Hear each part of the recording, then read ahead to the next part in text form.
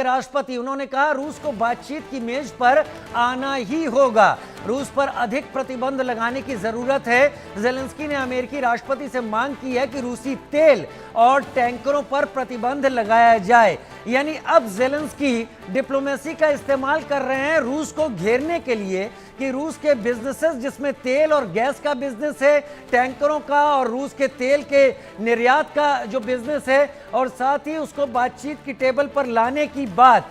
तो क्या हम इससे ये समझें कि यूक्रेन अब नाटो और उसके जरिए अमेरिका का वो सहयोग हासिल करना चाहता है जहां पर रूस को टेबल पर लाकर इस बात का एहसास कराया जाए कि सब कुछ का जिम्मेदार रूस ही है। यहां पर सुरेश गोयल जी, मैं आपका रुख करूंगा।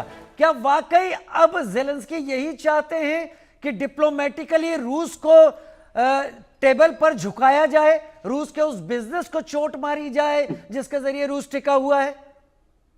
देखिए मधु जी, ऐसा है कि ये चीजें, ये बातें तो पिछले 2 साल से 4 साल से चलती चली आ रही है कि रूस को कैसे झुकाया जाएगा, टेबल पर आएगा। 2.5 साल पहले भी टेबल पर आया था, अभी भी टेबल पर आने की बात कर रहे हैं। फिर ज़ेलेंस्की ने कहा कि जब तक पुतिन नहीं आएंगे कोई बातचीत तो पॉसिबल नहीं है। तो अलग अलग कंडीशन शुरू हो जाती है। मेरे ख्याल है ये जो बातचीत की बात है, ये हरकतें हैं, ये ऐसी ही चलती रहेंगी। मैं बिल्कुल इस चीज से सहमत हूं कि ये बात खाली यूरोप की सिक्योरिटी आर्किटेक्चर की है कि किसका वर्चस्व रहेगा।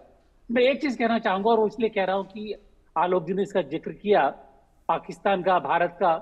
देखिए, आप विश्व युद्ध 1 देख लीजिए, विश्व युद्ध 2 देख लीजिए, उसके बाद की लड़ाइयां देख लीजिए।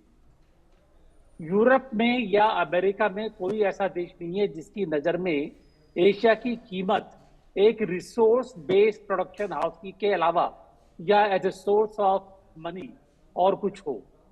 उनके लिए यूरोप की एक जो वर्चस्व है, यूरोप की जो पावर है, वो सबसे ज्यादा अहम है। और हमेशा वो, जहां यूरोप की कोई वॉर शुरू होती है, जैसा कि हमारे विदेश मंत्री ने कहा था कि आपके लिए यूरोप की प्रॉब्लम सारे विश्व की प्रॉब्लम है, हमारी प्रॉब्लम आपके लिए कुछ नहीं है। तो हमें कोशिश ये करनी होगी कि ये सब चलता रहेगा, इसको रखे ताक पर, हम अपना देखें कि हमारा भला किसमें है, और उस भले को देखते हुए अपना एक आर्थिक विकास करके।